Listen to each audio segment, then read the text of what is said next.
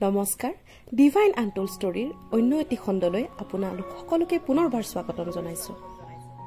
আজি আমি উপস্থিত হৈছোহি পাঠশালাৰ ডুবিত। পাঠশালাত এটি প্ৰসিদ্ধ মন্দিৰ আছে, যাক মন্দিৰ বুলিও কয় আৰু থান বুলিও কয়।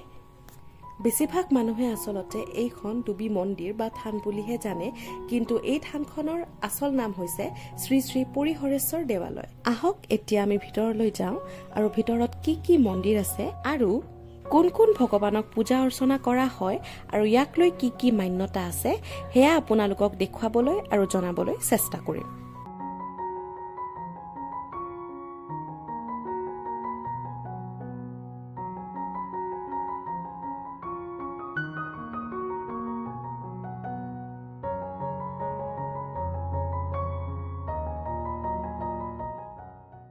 এইখনে সেইখন পৰিহৰেশ্বৰ দেৱালয়, যিখন দেৱালয়ৰ নাম মানুহৰ মুখে মুখে প্ৰচলিত।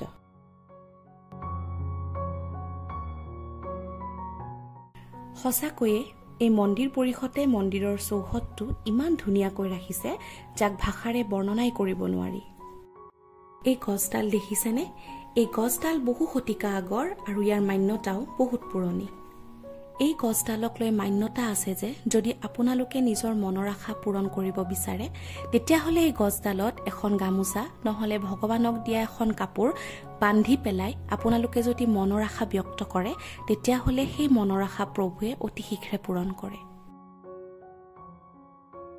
সেইবাবে মন্দিৰ দৰ্শন কৰিবলৈ অহা প্ৰতিজন মানুহে ইয়াতে হয় গামোচা নহয় ভগৱানক দিয়া কাপোৰ বান্ধি থৈ যায়।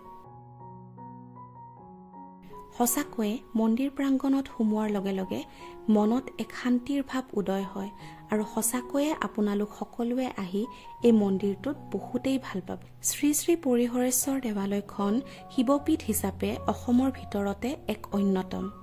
আখ্যান অনুসৰি কুমাৰ ভাস্কৰ বৰ্মনে দিয়া 6খন ফলকৰ মতে সপ্তদশ শতিকাৰ আগত পোনপ্ৰথমে এজন ব্ৰাহ্মণে এই শিৱলিংগটো দৰ্শন কৰিছিল আৰু তাৰ পিছত তেওঁ সেই শিৱলিংগটো তাৰ পৰা উঠাই অনাৰো চেষ্টা কৰিছিল, কিন্তু তেওঁ উঠাই নিব নোৱাৰিলে, কাৰণ সেই শিৱলিংগটো পানীৰ তলত আছিল। আৰু তেতিয়াই সেই ব্ৰাহ্মণজনে শিৱলিংগটোক পূজা দি সেৱা কৰিলে আৰু তেতিয়া শিৱ বাবায়ো সেই ব্ৰাহ্মণজনৰ মনৰ সকলোবোৰ আশা পূৰণ কৰি দিয়ে। আৰু তেতিয়াৰ পৰাই শ্ৰী শ্ৰী পৰিহৰেশ্বৰ দেৱালয়খন এক শক্তিশালী শিৱপীঠ হিচাপে জনাজাত হ'ল আৰু তেতিয়াৰ পৰাই ৰাজ্যৰ বিভিন্ন প্ৰান্তৰ পৰা ভক্তগণ আহি এই মন্দিৰত ভিৰ কৰেহি। বিশেষকৈ ৰাতিপুৱা আৰু গধূলিৰ ভাগত এই মন্দিৰত ভক্তগণৰ বহুত ভিৰ দেখা যায়। প্ৰতিদিনেই এই মন্দিৰত পূজা অৰ্চনা আৰু লগতে ভক্তগণ ৰাইজৰ বাবে ভোগৰ ব্যৱস্থা কৰা হয়। এই শিৱ থানখনত শিৱ মন্দিৰৰ লগতে আৰু বহুকেইটা মন্দিৰ আছে। ভিতৰত বিষ্ণু মন্দিৰ আৰু স্কন্দমাতা মন্দিৰ, এই দুটা মন্দিৰ হৈছে মুখ্য মন্দিৰ।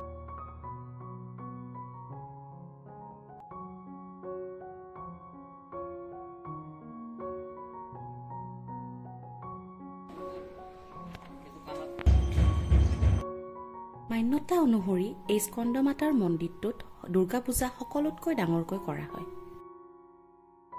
দুৰ্গা পূজা মানে হৈছে নৱৰাত্ৰি আৰু নৱৰাত্ৰি মানে হৈছে মাৰ 9টা ৰূপৰ আৰাধনা। আৰু সেই নৱদুৰ্গাৰ ভিতৰত স্কন্দমাতা হৈছে অন্য এটা ৰূপ আৰু তেওঁ হৈছে মাতৃত্বৰ মা আৰু তেওঁৰ এই ৰূপটোক নৱৰাত্ৰিৰ 5ম দিনত আৰাধনা কৰা হয়। সঁচাকৈয়ে তেওঁলোক দুয়োৰে আশীৰ্বাদ লোৱাৰ পিছত দেহত যেন এক নতুন শক্তিৰ সঞ্চাৰ হয়।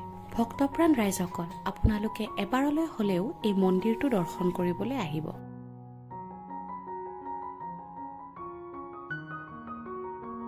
যেতিয়া আমি এই মন্দিৰটো দৰ্শন কৰি আছিলো, তেতিয়াই মন্দিৰ পৰিষদৰ কেইজনমান মানুহক আমি লগ পাইছিলো আৰু তেওঁলোকৰ লগত আমি কথা বতৰাও পাতিছিলো আৰু তেতিয়াই এই মন্দিৰটোৰ আচল ৰহস্যৰ কথা গম পাইছিলো। তেওঁলোকে আমাক জনাইছিলে যে এই মন্দিৰটোৰ বিশেষত্বনো কি।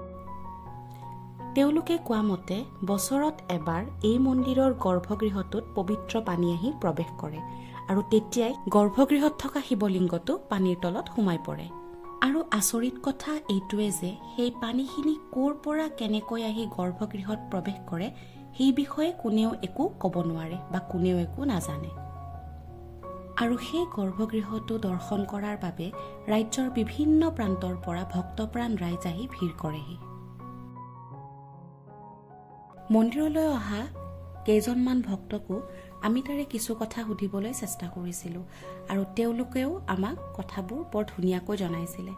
তেওঁলোকে কৈছিলে যে তেওঁলোকে প্ৰায়ে এই মন্দিৰলৈ আহে, তেওঁলোকে এই মন্দিৰৰ মান্যতাক বিশ্বাস কৰে, তেওঁলোকে যি বিচাৰিছে ভগৱানে তেওঁলোকক সেয়া অতি শীঘ্ৰেই প্ৰদান কৰিছে।